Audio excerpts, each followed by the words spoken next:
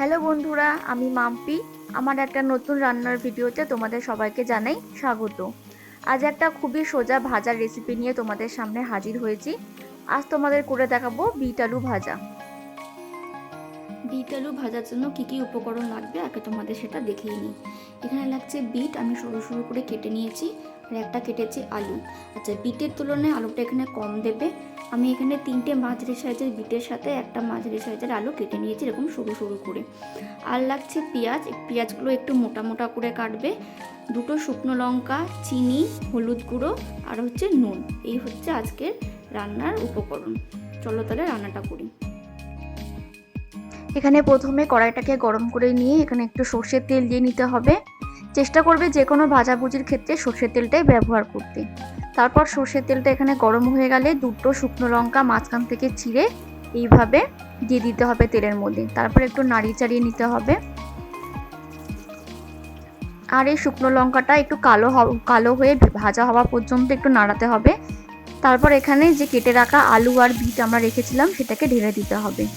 তারপর এখানে আর কিছু অ্যাড করার দরকার নেই, এখন শুধু এটাকে ভালো করে নাড়তে হবে। কিছুক্ষণ নাড়াচাড়ার পর এখানে স্বাদ মতো নুন আর আমি এখানে 1 চামচ হলুদ গুঁড়ো দিয়েছি, দিয়ে এটাকে ভালো করে আবার নাড়তে হবে। পুরো বিট আর আলুটাকে ভালো করে নেড়ে নুন আর হলুদের মধ্যে ভালো করে মিশিয়ে নিতে হবে।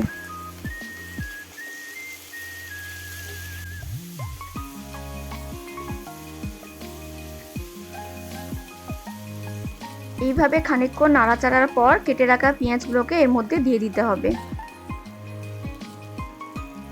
তারপর আবার একই প্রসেসে ভালো করে নেড়ে এখানে ঢাকা দিয়ে দিতে হবে। আচ্ছা, এখানে আর কোনো মশলা দেওয়ার দরকার নেই, এটা একই প্রসেসে ভাজাটা হবে, শুধু মাঝে মাঝে ঢাকনা খুলে 2-3 মিনিট অন্তর অন্তর নেড়ে দিতে হবে।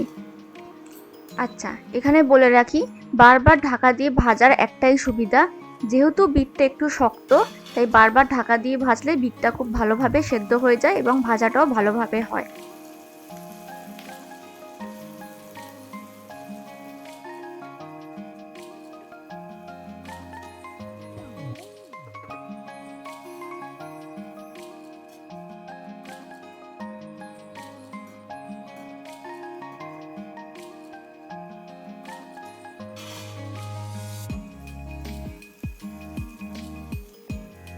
এইভাবে 3-4 বার 2 মিনিট অন্তর অন্তর ঢাকনাটা খুলে শুধু নেড়ে দিতে হবে, যাতে না তলায় লেগে যায়।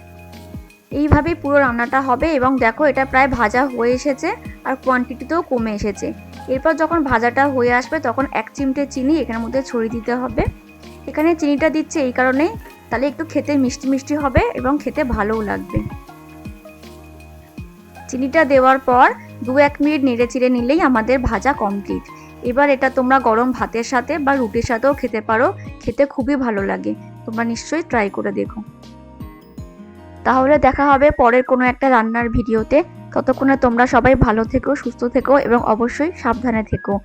আর আজকে রান্নাটা ভালো লাগলে একটা লাইক করে দিও আর আমার চ্যানেলটাকে সাবস্ক্রাইব করে দিও। চলো বন্ধুরা, টাটা।